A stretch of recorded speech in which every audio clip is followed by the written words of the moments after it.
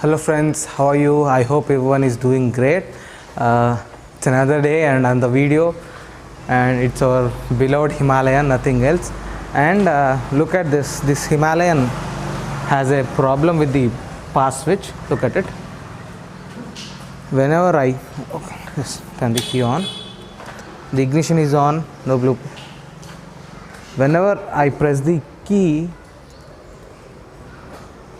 I press the pass light, there is no light blinking.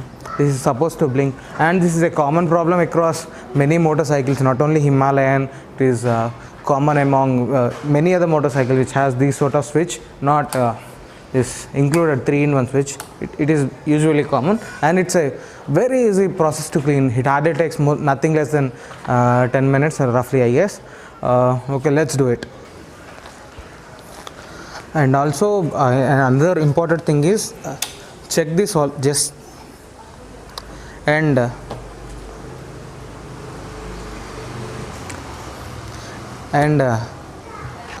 the another most important thing is, before like opening this switch, just turn the headlight switch on. Like check this is parking lights and headlight. If it's a BS4 vehicle, the light automatically turns on when the key is on. Like the headlight bulb is working when the headlight switch is turned on, but it's not turning on when this flasher is being pressed. That means the bulb is functioning fine, and there is problem in this. And if you even turn this on and the headlight is not working, it could be a damaged bulb, or there could be a blown out fuse below the seat.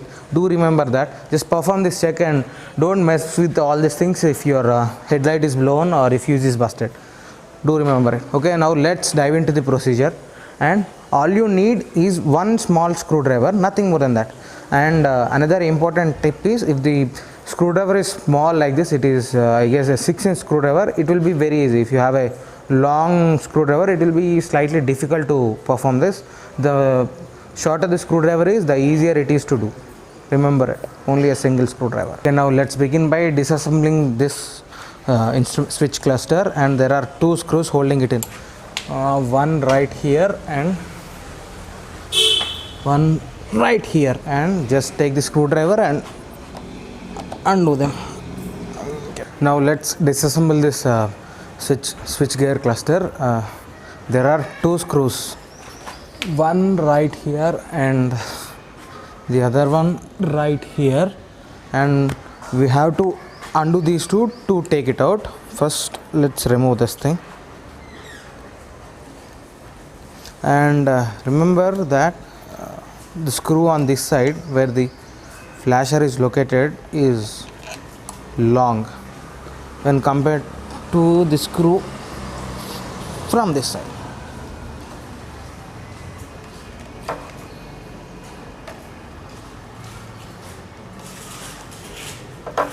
Gently turn it till it comes out. Should come out fairly easily.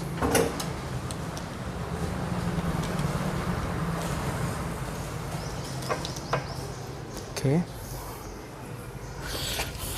place it here. This is what I was talking about, small versus big.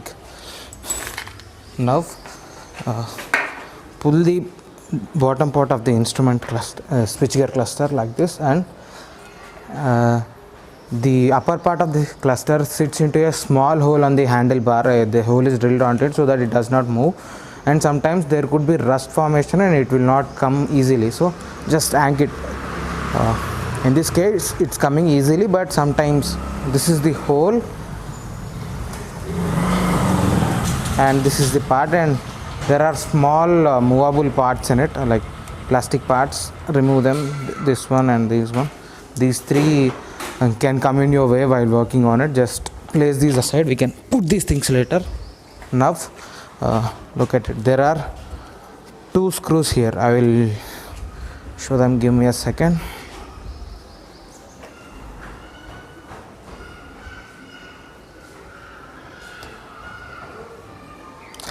Look at it.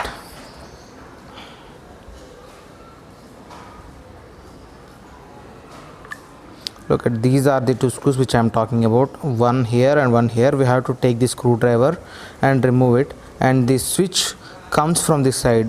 We have to push it from outside and it gets pulled from inside. Okay, let's remove it. And this is where this smaller screwdriver comes handy. If the screwdriver is like very big, it will be easy for us to remove these two tiny screws. Now let's remove them.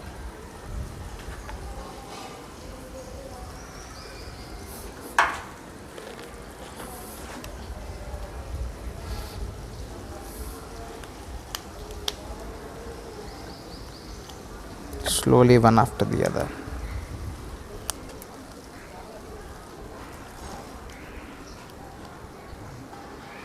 Two screws are out, just move it, and don't lose these screws. These are very hard to find. Place them so that you don't lose the track of it. And now the switch rests in like this, and you have to push it to take it out, and this is how the switch looks. Now let's look it through this phone.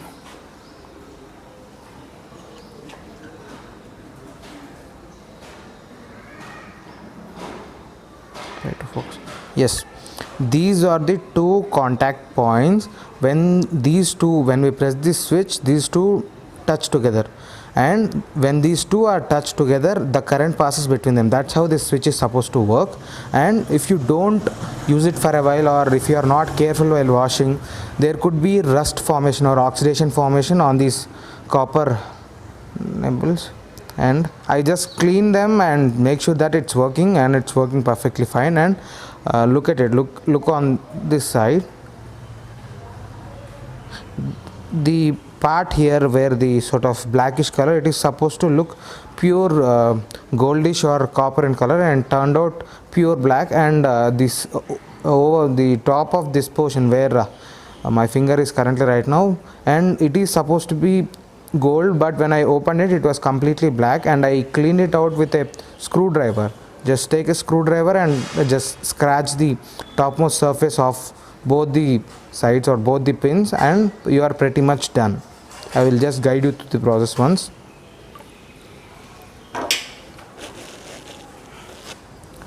Take the screwdriver flat end if possible, and gently scratch the surface. Try to remove all the oxidation formed on it.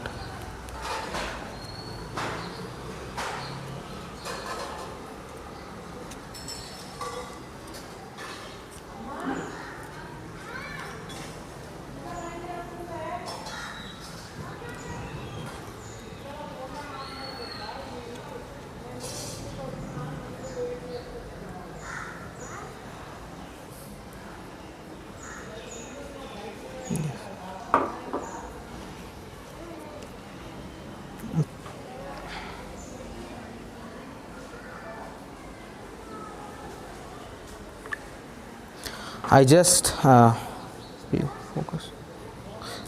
cleaned the surface and cleaned it with a cloth too. And if you have a contact cleaner or a WD-40, you can simply spray on this and make sure that they don't rust anytime in the near future. You can simply take, I don't have WD-40, I ran out of WD-40 now, so I just cleaned it with a sandpaper or and I cleaned it once again. I removed all the dirt by wiping it with a plain cloth. Just look at it. This spring, there is if the spring is like corroded, you can leave it, but these two pins are like the most important of all. And make sure that they are clean. And now you can check its functioning.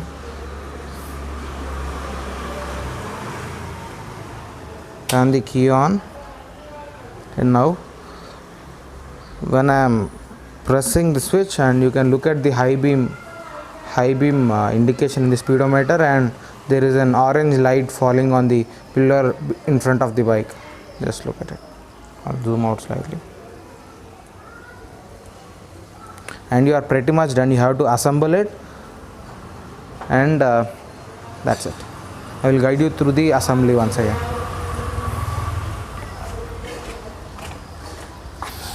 Yeah, these three parts are like the most important parts. Just look at it. The smallest of all it goes into this, where the bottom, it goes into the right side of the bottom part, in this, like this, and these two pins slide onto this, and then you have the biggest one, and then this small slot, it will slide onto this groove. It slides and it makes it clicks on. Yes, it's clicked. Okay, now, okay, place it aside. Now you have to assemble this switch. Just place this switch here, and this small nib blade, it holds this yellow part from coming out.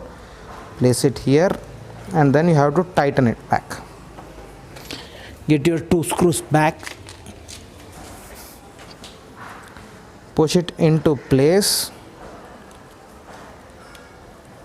It is a bit hard. You can push it into place, or you can take help of even this magnet present on this. Hold it like this.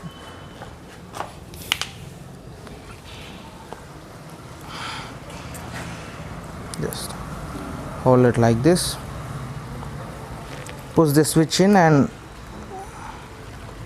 make sure you place this slowly onto its groove and tight it for a 1 or 2 turns, where it will sit in its place, and the other one simply do that. This is where a small screwdriver comes in very handy. If you have a very big screwdriver like 30 centimeters one, it's very hard for us to tighten it, and tight these things gradually on both sides. I hope camera is picking up. Yes.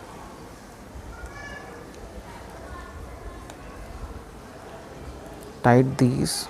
You don't over tight them, tight them slightly, where you can feel the friction is much sufficient. Okay, leave them aside. Then you have this final piece. It is almost like an arc, and you have a sort of slot in here, and this slot goes into this. Just place it, and you're done. And this small piece, I will again take the camera and try to focus onto it. Yes, please focus. And again, yes, there is a small niblet protruding out, and it sits onto this hole. And sometimes if you don't take this switchgear out for a 2-3 years, something like that, there could be rust, and now you can see there is some sort of deformation formed on it. It's not, no, look at it, it's silver right here, and it's sort of goldish color. The rust is starting to form right now, and as I removed it, it won't be forming for a long time. Once again, you have to push this pin into this, and to tighten it. That's it. That's how easy it is. Get your screws.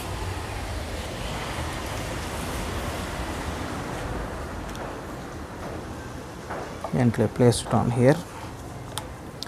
Make sure that the slot is sitting onto its position. Check once or twice, get a feel of it. Yeah, it went into its place. And now take the longer screw, put it on this side, hand tight it, and now it's in place. Now go to the other side, push it in, and hand tight it for at least 2 to 3 threads, where it will sit into its place. Now take the screwdriver and tight them evenly on both the sides.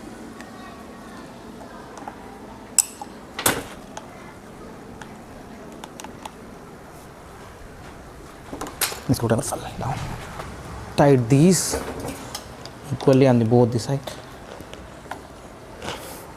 and make sure that it doesn't move. Slight movement is acceptable, but it should not be moving more than a millimeter or so. Tight it, and you are pretty much done. Just check the functionality. Now look at it right here. I'm pressing the starter or the pass light with this screwdriver.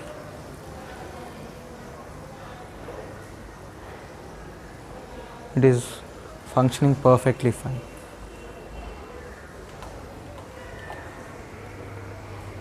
Yes, that's how easy it is to fix a non-functioning pass beam light. I hope you like my video, and there are like many videos coming on the way. Do subscribe, share and comment, and stay home and stay safe. Thank you.